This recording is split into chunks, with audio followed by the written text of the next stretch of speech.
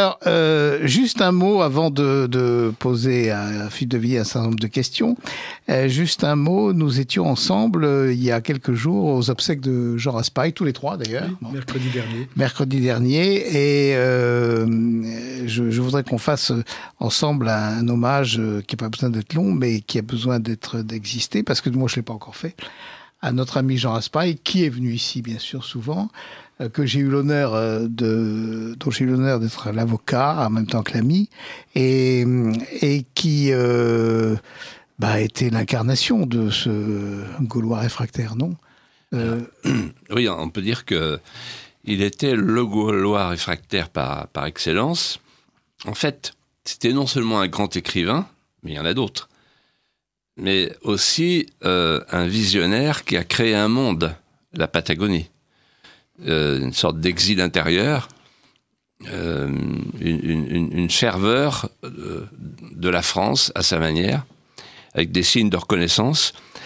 Et il est parti au moment même où le camp des Saints se réalise. Donc c'est très étrange, c'est très impressionnant et c'est tragique. Ouais, et c'est vrai, moi il m'avait raconté, parce que je l'avais assisté à la réédition du camp des Saints, oui, puisqu'il avait fait cette longue préface de 80 pages qui s'appelle Big Other, et que son éditeur à l'époque lui avait dit désolé cher ami, mais on réédite le livre, mais la préface c'est pas possible. Il y a un délit à chaque page. Et alors Jean m'a dit vous pouvez m'assister, j'ai dit bien sûr. Donc nous sommes allés dans les locaux de son somptueuse maison d'édition, boulevard Avenue Marceau. Et là, il dit à Nicole Lattès, qui le buvait des yeux d'admiration, il lui dit, Nicole, il y a 3 solutions. La première, je me brûle la cervelle. J'ai 84 ans, 85 ans, ça fait une belle fin. Moi, je sais que ça fait un peu de désordre et de saleté dans votre magnifique hall d'entrée, là. La seconde, qui est presque semblable, je vous retire tous mes bouquins et je vais ailleurs. Et la troisième, vous méditez. Et alors, elle a dit, oui, mais je peux pas, et tout. Et alors, elle a organisé un débat entre l'avocat de la maison d'édition et moi, sur le point de savoir quel serait le sort de cette préface. Et nous sommes tombés d'accord, les deux avocats, avec quelques nuances près, que, indiscutablement, elle tombait sous le coup de la loi.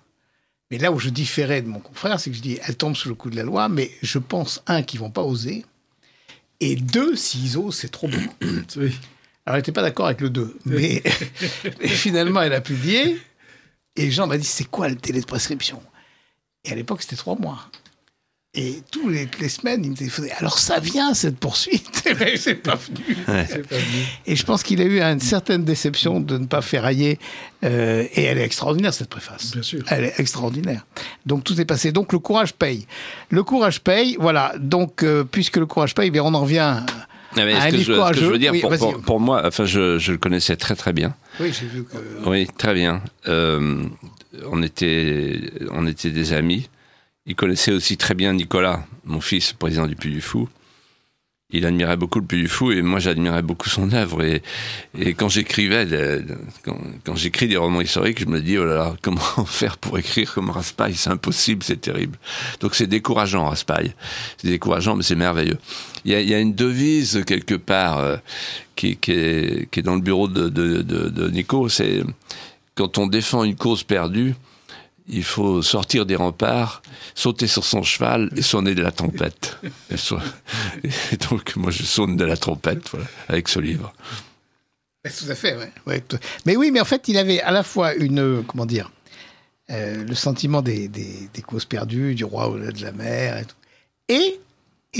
Et revenait constamment, d'ailleurs, à la fin de sa vie, c'est revenu dans un certain nombre d'articles qu'il avait donnés, c'est, oui, mais quand même, il y a des trucs, il y a les isolats. Et les isolats qui se rejoignent, ça fait comme les ruisseaux qui font les rivières, etc. Et notre pays, finalement, n'arrive pas à mourir. Alors, en fait, c'est parce que moi, je lui ai fait une visite il n'y a pas très longtemps. On a parlé de ça, des isolats. Vous citez judicieusement le mot de Jean.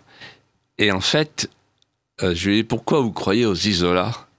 Et il m'a dit, parce que, comme Lénine, je crois en minorité. Je crois que ce sont les minorités qui font l'histoire, et non pas les majorités silencieuses. Oui. Je crois qu'on partage Ouais. tous les trois dans ce studio. C'est exactement. Et je pense que d'ailleurs ces livres sont des paraboles, mais inversées. C'est-à-dire qu'il rend la chose nécessaire impossible pour que Qu'on les- la fasse possible. Exactement. Je pense que c'est ça. Et d'ailleurs, c'est la préface de son dernier livre qu'il a republié, là, le roi au-delà de la mer, sur Le roi est mort, vive le roi. C'est le sens de sa préface. Mais je me souviens de la joute que vous aviez organisée. Entre vous deux. Oui, entre nous deux sur les bords de la Seine, Oui. où C'était passionnant. Jean avait fait le roi au-delà de la mer, le Oui. prince de Vitrail et tout. Et moi, j'étais chargé de faire l'inverse, c'est-à-dire le roi qui descend parmi nous, qui vit avec nous, qui habite avec nous, Qui mange avec nous. et qui mange avec nous, qui descend du Vitrail et qui est là. Et à la fin, il me dit, s'il n'y avait pas cette table entre nous, là, je me lèverais bien pour vous embrasser. Mais, alors c'était toujours lui, mais je ne sais pas s'il y a 50 Français capables de comprendre ce qu'on vient de dire. Mais en fait, si. Il y en avait 50, il y en avait plus de 50. Il y avait plus de 50, et puis lui, dans ses lecteurs, il en a quand même... Ouais, il y avait 3000 personnes, que l'on- clairement, Ah ouais. à Saint-Roch. Voilà. C'est extraordinaire. Ce que l'on ne dit pas, ce qu'a dit très bien dit l'abbé Laurent, c'est que précisément ce sont des paraboles inversées, c'est-à-dire Oui. que son désespoir est un signe d'espérance. Mais c'est la fameuse Voilà. phrase de Bernanos. C'est ça, oui. Désespoir surmonté. Voilà. Ouais. Ah, mais il ressemble pour ça, il ressemble à un autre grand monsieur que j'ai beaucoup aimé, Gustave Thibon, qui Oui. disait j'ai le pessimisme tonique. Mais bon. Bah, c'est la même chose de Alors, ce livre. Philippe de Villiers, Voilà. Les Gaulois réfractaires. Tout est perdu, c'est pour ça que tout est gagné. Voilà. Moi, j'ai dit, je l'ai